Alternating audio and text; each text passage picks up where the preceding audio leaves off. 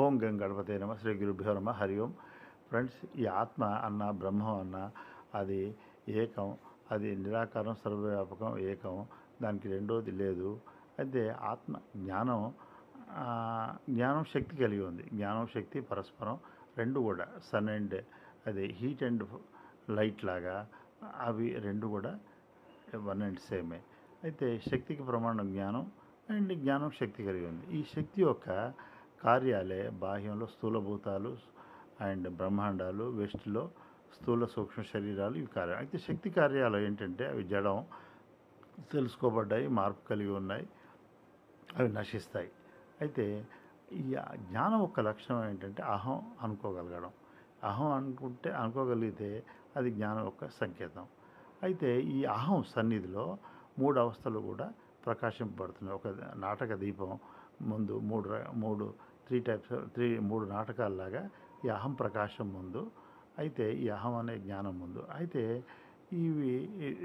అయితే జాగ్రత్త అవస్థలో ఏమవుతుందంటే ఈ ఈ అహం అనేది ఆవరణ విక్షేపానికి గురి అవుతుంది. అయితే ఆవరణ విక్షేపం అంటే అది తను జ్ఞానం ఒక ఎక్స్ప్రెషన్, అది ఆవరణకు గురై తాను అహం అస్మి అనేది కల్పిత అస్తిత్వం ఒకటి సృష్టించుకుంటుంది. ఈ నేనున్నాననేది అది ఇంకా చ్యుతి పొంది నేను కర్తను, నేను చేస్తున్నాను. యాక్చువల్లీ చేయడానికి జ్ఞానమును శక్తి కావాలి. అయితే దానికి అవి జరుగుతున్నాయి దాని సన్నిధి మాత్రంలో. అయితే ఈ అహమస్మి తన కర్త అనుకుంటూ మళ్ళీ తాను ఏదైతే కర్మ జరిగిందో ఆ కర్మ అవి తెలుసుకుంటూ ఇది శరీరం, ఇది మనసు అనుకోండి, ఆ తెలుసుకున్న వాటితో మమైక్యం కావడం, అవి వాటి సంబంధించిన తాదాత్మ్యం వల్ల అది ఒక విక్టిమ్గా ఉంది. ఇది ఎగ్జాక్ట్లీ సేమ్ డ్రీమ్లో లాగే ఉంది.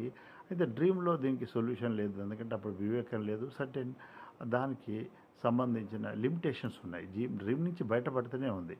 అయితే ఇప్పుడు కూడా బయటపడడం అంటే ఈ వివేక విద్యావృత్తులు బలోపేతం చేసుకోవాలి. అయితే ఇది తెలుసుకున్నా కూడా మరి ఆ ప్రభావం నుంచి తప్పించుకోలేకపోతున్నారు, ఎందుకంటే ఆ వృత్తులు అంత బలోపేతంగా ఉంది. అయితే దీనికి పునశ్చరణ కంటిన్యూగా ఏంటంటే, నేను దేహం ఎగ్జాంపుల్, నాతో దేహం తెలుసుకోబడ్డది, నేను దేహం కాదు, ఎందుకంటే అది మారుతుంది, నేను మార్పు చెందినవాడిని. అయితే మరి దీనికి సంబంధించిన జ్ఞానం కలిగి ఉన్నాను. అండ్ ఈ జ్ఞానం మరి నేను, ఈ జ్ఞానానికి అంటేనే నేను అంటేనే జ్ఞానం. అయితే జ్ఞానం నిరాకారం సర్వవ్యాపకం, నేను కూడా అదే. అయితే ఈ వృత్తులు కంటిన్యూగా పునశ్చరణ చేస్తూ దాని నుంచి విడిపడడం మాత్రమే మార్గం. అయితే